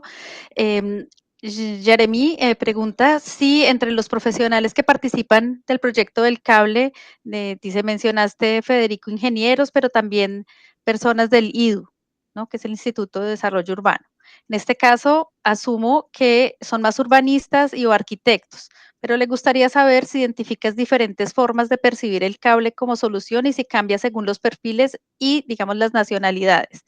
Y también él quisiera, si pudieras hacer un comentario sobre el cambio de operador reciente con la llegada de la rolita y sus implicancias, pues que sería importante como contextuar a la gente, si, digamos, de qué se trata de estos elementos que plantea aquí Jeremy. Muchísimas gracias por enviarnos tus preguntas y comentarios y entonces adelante, Federico. Sí, muchas gracias. Muy buena pregunta, muy buenas preguntas. Eh, y sí, efectivamente creo que esa pregunta sobre diferentes formas de percibir el cable según institución, profesiones, como visión de la infraestructura misma, o de lo que promete esta infraestructura, es clave. Y sí lo he visto y creo que ahí hay algo para estudiar y como para mirar con cuidado. Eh, y unos ejemplos así rápidos que se me vienen a la mente. eh, Personas del IDU, del Instituto de Desarrollo Urbano, que es la institución encargada con el desarrollo de infraestructura de infraestructura pública de Bogotá, digamos, la constructora de carreteras que contrata y construye calles, carreteras, todo tipo de infraestructuras. Ahí había discursos bien interesantes y ahí hay desde ingenieros de transporte hasta, ¿no? Ingenieras, ingenieros, diseñadoras, arquitectas, etcétera, que ven en este cable, me parecía, digamos, algo muy interesante, veían en este cable una solución a los problemas de otras infraestructuras, como por ejemplo el BRT, ¿no? El Transmilenio, el bus, el sistema integrado de transporte y el bus de troncal de Bogotá, y lo que alguna de ellas, digamos, describía como las heridas que deja la ciudad, ¿no? La ruptura del tejido urbano, ¿verdad? Y acá viene un poquito lo de acupuntura. Cualquier persona que haya ido a Bogotá puede recordar los lotes desocupados que quedan o que han quedado a lo largo de los años con la construcción de estos grandes troncales, lo que llamamos, ¿no? Culatas de edificios, digamos, no utilizadas en las franjas de estos sistemas. Y para muchas personas, digamos, esta era como una nueva generación de infraestructura que permitía una intervención menos violenta en ese sentido en el entorno, en el tejido urbano, y que no, digamos, rompía tanto con como con la fábrica del tejido mismo de la ciudad.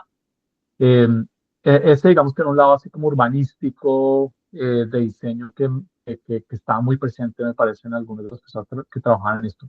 Ahora, por el lado digamos, ¿no? De los constructores de cables, de Oppenheimer o de estas personas que se la pasan por el mundo construyendo, pues primero cables ¿no? en picos nevados de Europa y ahora cada vez más en ciudades densas de América Latina y de otras partes del sur global, pues ellos tenían una visión bien interesante, o me encontré con algunos que tenían una visión bien interesante, y acá hay personas de diferentes partes. Digamos, uno de los ingenieros con los que hablé mucho, con el que hablé mucho era un ingeniero de Venezuela, que lleva muchos años trabajando en esto, y que también tenía experiencia con algo de infraestructura en Caracas, pero había trabajado muchísimo en, digamos, los hoteles o los centros de esquí europeos, ¿no?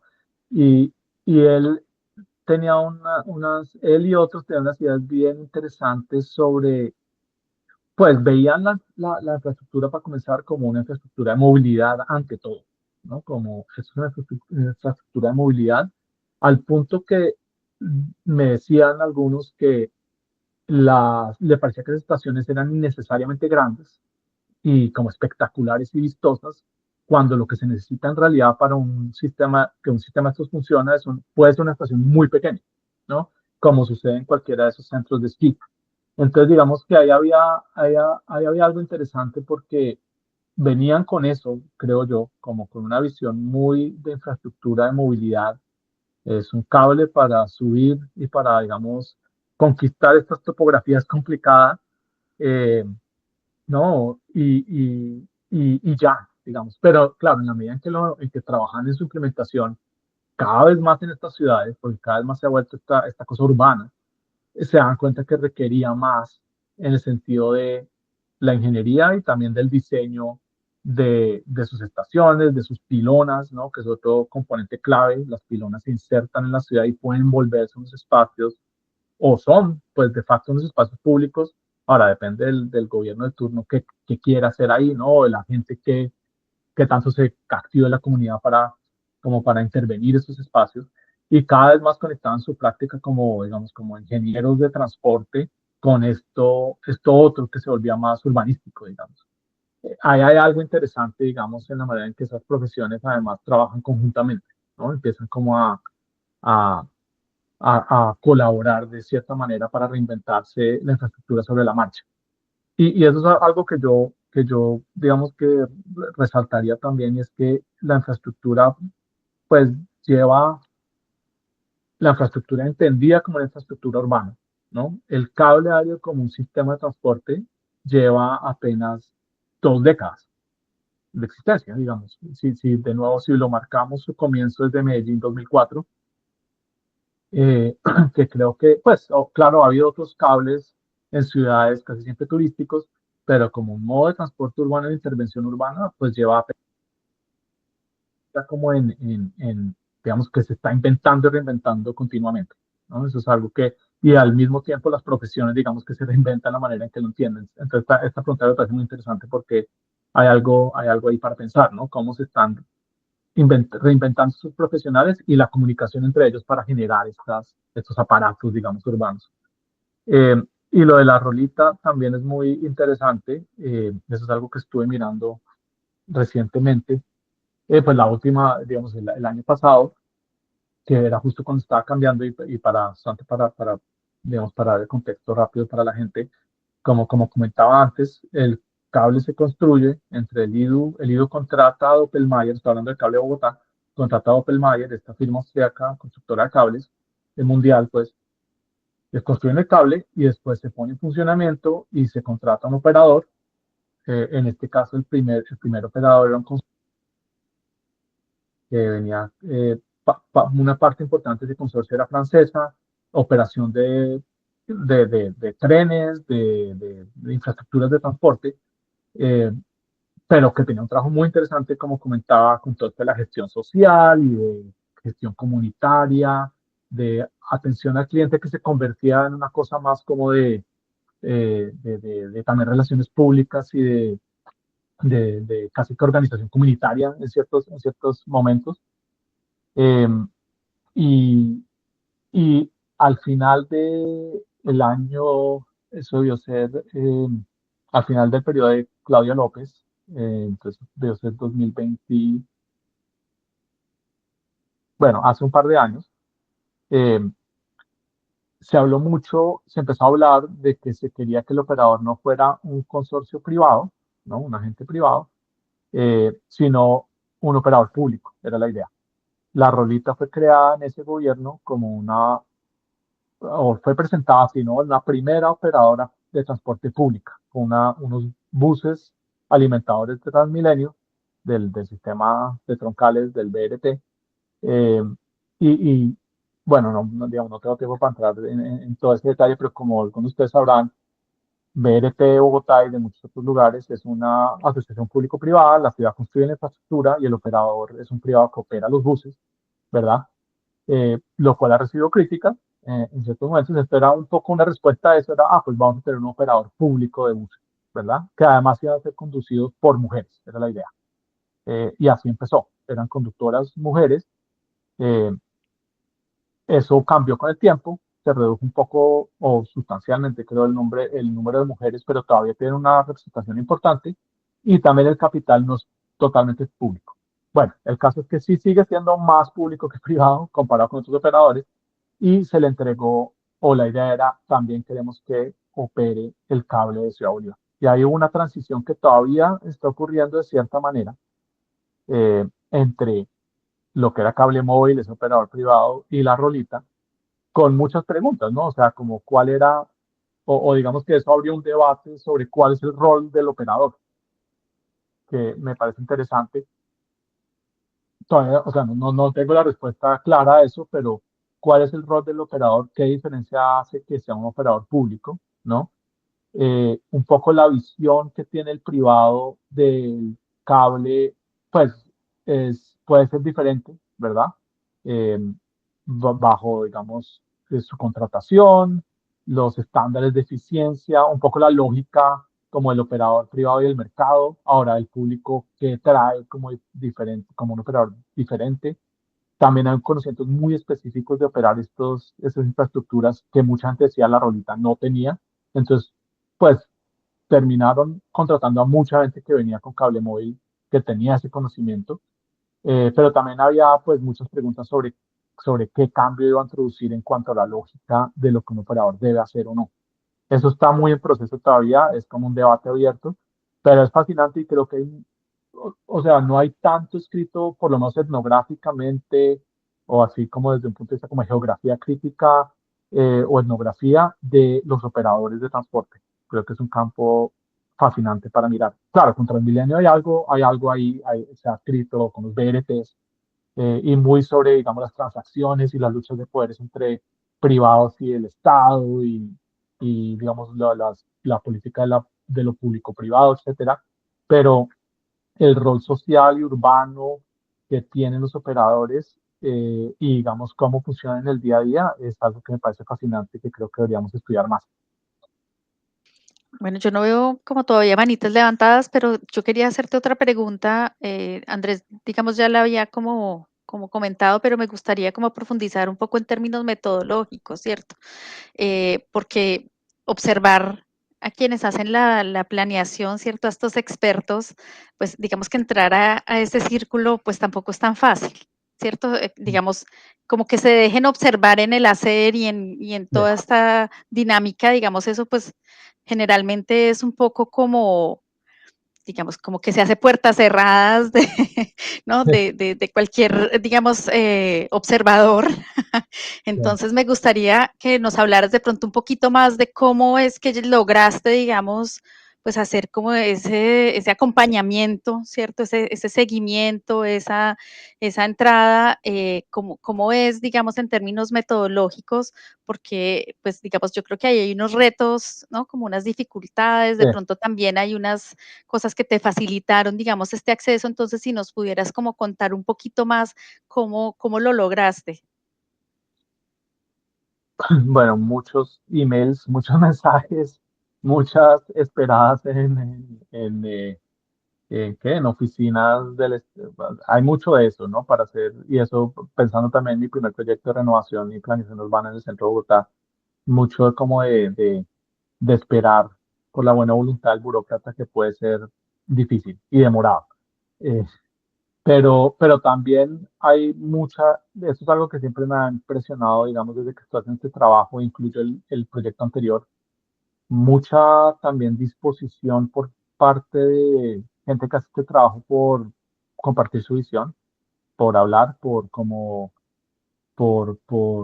sí, como por abrir las puertas. Claro, eso a diferentes niveles, y creo que tienes mucha razón en decir, no, hay ciertas, digamos, discusiones y decisiones que definitivamente ocurrirán a puerta cerrada y que será muy difícil, digamos, ver, observar, participar en ellas.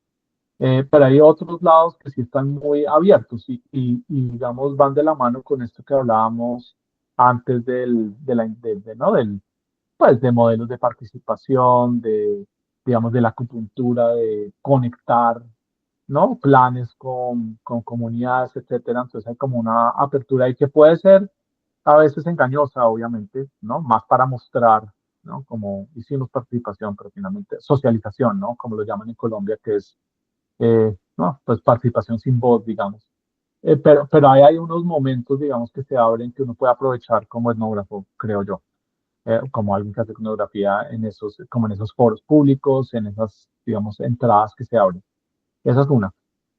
Em, Otra, pues sí tuve la fortuna de algunas personas con las que me había conectado, y esto es algo interesante que yo creo que debe pasar pues, en otras ciudades y lugares de Latinoamérica también. eh, la comunidad de planificación, ¿no? De gente que trabaja en estas cosas de ingeniería, no es tan grande.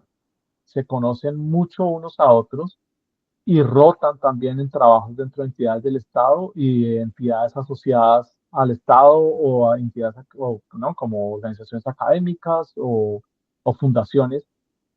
Y se mueven muy, digamos, es como en alguna, un término, es como ¿no? Es como una ecología de la experticia, creo que escribió alguna antropóloga, ¿no? Hay una red que una vez uno conozca algunos, puede tener contactos con muchos otros y reencontrárselos en nuevos momentos, digamos. Entonces, una de las personas con las que yo había trabajado antes en planeación y en cuestiones de renovación, después se mudó al IDU, al Instituto de Desarrollo Urbano, y estaba como cerca, no estaba haciendo directamente de los cables, pero estaba cerca a otros que sí lo estaban haciendo, entonces ahí uno ya recorría, digamos, el camino y llegaba a ellos, digamos. Pero sí me sigue impresionando digamos, hablando de cables, ya la gente experta en cables es aún más pequeña y, y se conocen entre todos, van moviéndose por ciudades que tienen estos cables de Colombia y de la América Latina. Entonces, en el momento en que uno tenga uno, puede tratar de conectar con los demás. Y también dice algo un poquito sobre este ecosistema de la experticia, ¿no? El hecho de que sea tan pequeño y como de cierta manera, sí es una comunidad pequeña, estamos. Eso es algo para pensar cuando uno entra, pero claro, sí es difícil y hay entidades que son mucho más reservadas y difíciles ¿no? Como de que le abran las puertas a uno, seguro. Eh, a veces, claro, yo venía y no puedo conocer eso, venía pues soy de Bogotá y estudié allá, digamos, mi pregrado, etcétera, pero todo ¿no? Como todo mi estudio doctoral y ahora enseñando en la universidad en Estados Unidos, abre puertas no solamente pues, ¿no? Algo de prestigio de la universidad gringa, lo que sea, sino también por como sentir, bueno, no es de acá, entonces, de cierta manera, se le puede hablar más o algo así, pues creo, yo también he sentido eso, digamos, estudiando expertos, como es menos comprometedor que si fuera, ¿no? Profesor ahí en Bogotá, pues, o estuviera más vinculado, digamos, o visiblemente vinculado a instituciones académicas o lo que fuera ahí en el contexto. Es más como, pues, no, viene de afuera, está desconectado, entonces se le habla más fácilmente. Pero Yo no, no subestimaría, sin embargo, eso sí lo digo, la disponibilidad y las ganas que la gente tiene de compartir su historia. Eso, bueno, cualquiera que hace etnografía, yo creo que se ha encontrado con eso. sí, a mí me gustaría saber es también, digamos, en ese, pues yo no sé si lo has reflexionado como tal, pero de pronto si tienes alguna impresión sobre ese aspecto y es si tal vez en este campo, digamos que también es muy masculino, ¿cierto? Mm, Si el hecho de que tú seas hombre, digamos, también facilitaba pues como esa interacción, digamos, que te tomaran como más en serio, digamos, pues para, digamos, acercarte como a estos, pues digamos, a este grupo de planificadores, ¿no? sí, sabes que está interesante y creo que, pues, digamos, acá pensando rápido con las personas con las que hablé, eh, digamos, este ingeniero que les conté de Oppenheimer y su equipo más cercano eran hombres y muchos de los montadores que llaman ellos, que son los que montan el sistema, que además muchos son europeos, pues que vienen a hacer eso y a entrenar a otros que puedan hacer lo mismo en el terreno en Latinoamérica. Muchos eran hombres, aunque sí había un par de mujeres, no pude hablar con ellas, montadoras, digamos que era un poquito inusual, ellos mismos me dijeron que era un poquito inusual. Eh, Eso es, digamos, yo creo que eso es claro y había algo ahí posiblemente, tienes razón, pero lo que me hace pensar tu pregunta también es que hay algo así como una división del trabajo por género, de cierta manera, en estas profesiones. No, no quiero generalizar, porque hablé con también muchas ingenieras de nivel alto que, digamos, en el IDU, que administran desde arriba el proyecto, por decirlo así.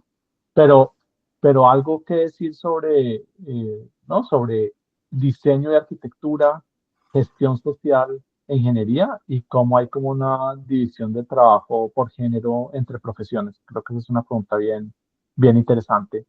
Eh, y sí veo algo ahí. Veo que había, digamos, eh, ¿no? Como algo claro para decir de género en esos casos y cómo se me facilitó hasta cierto punto eso, por lo menos con los ingenieros, pues, posiblemente.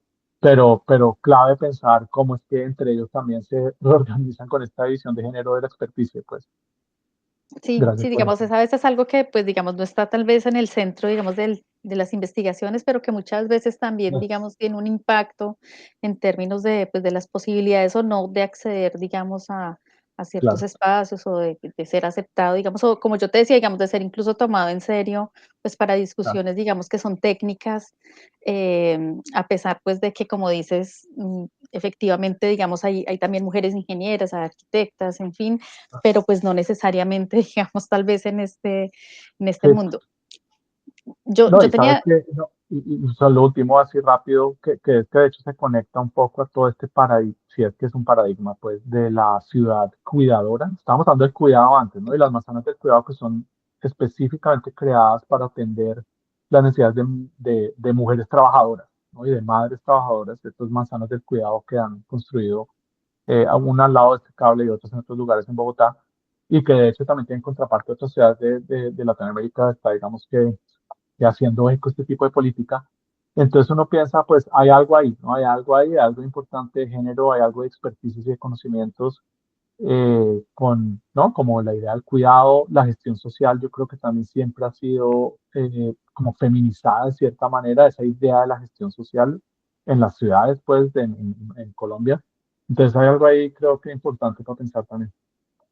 yo quería hacerte una última, digamos, pregunta, pues es como un comentario que, pues digamos, ya tal vez sale un poco como de la temática como tal que estabas trabajando, pero que me parece que sería interesante porque, claro, tú planteas, digamos, esta cuestión del metro como un ejercicio, digamos, de acupuntura, ¿cierto? Como de ir a puntos específicos de la ciudad y, digamos, como no tan invasivo, ¿no? Como en términos, digamos, de infraestructura. Eh, ¿Tú cómo lo ves en comparación con el metro? ¿no? Con el metro elevado, que ahorita también, digamos, es un proyecto, pues, de mucho impacto, digamos, en la ciudad, y digamos, en términos de proyecto de ciudad, ¿cierto? Es como si uno encontrara como unos opuestos, digamos, en términos de proyecto a nivel de estas infraestructuras de la movilidad. Entonces, me gustaría saber tú cómo lo ves, digamos, como te digo, no es porque sea un análisis que hayas realizado, pero tal vez, digamos, pensando bueno, en cuál es ese proyecto de Bogotá, ¿cierto? O si entra como pues digamos, yo veo como que una contradicción fuerte en estas dos visiones de modelos, digamos, de movilidad y de infraestructuras para la movilidad. Sí, no, está súper interesante, sí, Claudio, creo que es como una pregunta clave, especialmente porque pues el sistema se plantea como un sistema integrado, ¿no? Y se supone que pues hay 7 cables, si no estoy mal, 7 cables contando de Ciudad Bolívar planeados para Bogotá. Creo que se han descartado algunos, pero se supone que es una red pues que va a ser Metro Transmilenio, ¿cierto? Pues Transmilenio, piso encima Metro, primera línea, eh, y los que salen ahí que son los cables, los 7 cables, pues. Pero sí hay una contradicción grande. Y bueno, y por otro lado, lo de la acupuntura, pues sí es un discurso que a veces, digamos, tratan de vender mucho las personas que trabajan con esto y pues es un concepto, digamos, que tiene su historia en América Latina, ¿no? Y Jaime Lerner, pues en Brasil y tal, lo popularizó y ahora, pues digamos que tiene cierta, como, o ha tenido cierta acogida entre arquitectos y arquitectas y como la disciplina más por ese lado, diría yo, como urbanístico, ¿no? Volvemos otra vez a como a la ingeniería versus la urbanística o no versus, pero como en, ¿no? En cooperación de cierta manera. Y yo creo que tienes razón, si hay una tensión fuerte, hay una tensión fuerte, especialmente si uno piensa y, y, y la gente pues que ha escrito sobre esto lo ha dicho mucho mejor, digamos, los impactos urbanos que ha tenido Transmilenio, el BRT, ¿no? Es enorme. El impacto urbanístico, pues, la manera en que ha, digamos, eh, ¿no? Como fragmentado espacios urbanos, a pesar de obviamente, pues, ¿no? Representar un modo de transporte que mueve mucha más gente que el que había antes, ¿no? Y que llega a partes a donde no llegaba, digamos, llega a lugares a donde no llegaban otros sistemas. Eh, Hay una autora que escribe sobre eso ¿no? Como solidaridad infraestructural, ¿cierto? Tenía un poco ese modelo de, de, de cómo conectar, digamos, pero al mismo tiempo es indudable que, que sus efectos han sido, pues, ¿no? Complicados, digamos. Y ahora mucha gente que es crítica de esta primera línea del metro elevado, pues no solo profundiza en algunos casos fragmentación y ese tipo de fenómenos, sino que también facilita, ¿no? Negocios de especulación inmobiliaria y de valorización, pues muy problemáticos. Hay gente que está estudiando eso en este momento. Eric Vergel es una persona que enseña en los Andes que ha estado mirando eso, como el impacto sobre la propiedad y sobre los valores de propiedad en el entorno. Pero además, quienes son críticos también dicen es como un segundo piso de Transmilenio, ¿no? Entonces casi como un mega alimentador de Transmilenio o funcionan como en conjunto, eh, pues con implicaciones también problemáticas si estamos hablando de un sistema integrado, digamos, amable o cuidador con su entorno. Entonces creo que tienes razón que hay, ¿cuál es la lógica que está, digamos, como dominando el sistema de transporte en Bogotá? Es, es una pregunta grande y Metro y BRT pues definitivamente son obviamente el grueso de lo que mueve gente, de lo que tiene impactos urbanos mucho más que los cables, aunque los cables son muy visibles también, ¿no? Son muy espectaculares en su, de nuevo, todo este cuento de estética y como la visibilidad que traen consigo, la verticalidad, el hecho de que están ahí para, ¿no? Y las vistas sobre la ciudad que ofrecen, etcétera, al punto que podrían de pronto como opacar un poquito este otro impacto que está teniendo. Bueno, eso es difícil de decir, obviamente el impacto del metro es enorme y creo que es difícil de ignorar. Pero sí será interesante ver cómo siguen operando y hasta qué punto, y esto ya es discusión de cómo el metro siga desarrollándose, ¿no? Las siguientes líneas, qué tipo de lógica vayan a seguir, pero por lo pronto sí era una lógica muy de la mano con BRT, ¿no? Con la troncal, que es una lógica bastante, sí, bastante antagónica a lo que vemos con los cables y lo que proponen como, ¿no? como intervención urbana, pues. Digamos, también la perspectiva como ecológica, ¿no? Como en si ya uno pensar, digamos, otras dimensiones de, pues, digamos, de las implicaciones, digamos, de toda la discusión sobre movilidad, ¿no? Si solo nos limitamos, digamos, a la discusión sobre movilidad, pues habría ahí tal vez Claro. muchas más cosas que decir. Bueno, no sé si ya, porque ya yo ya me tomé la palabra bastante, no sé si haya alguien más que quisiera hacer una última intervención antes de que vayamos dando cierre ya a esta conversación con Federico Pérez. Entonces, no sé si alguien quiera encender su micrófono o levantar la mano para hacer una última intervención.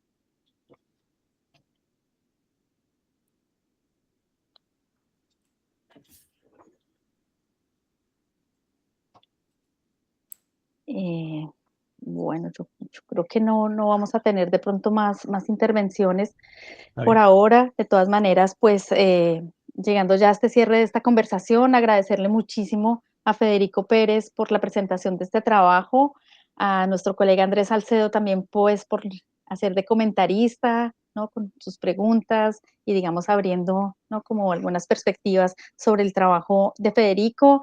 Esperamos que de todas maneras la gente se anime, ¿no? Quienes nos acompañan y quienes posteriormente pues tendrán acceso a este video y a este trabajo, pues se animen a leer el artículo de Federico. Como les decía, estamos a la espera también de la publicación del libro de Federico que posiblemente estaremos presentando en una conversación posterior. Invitarlos también a todas y todos para que nos acompañen en las próximas conversas antropurbanas. En el mes de abril tendremos otra conversación, entonces les estaremos haciendo llegar a través de nuestra lista de difusión y de nuestros canales para que nos sigan. Los estoy dejando también en el chat para que se conecten con nosotros y estén atentos a nuestras actividades.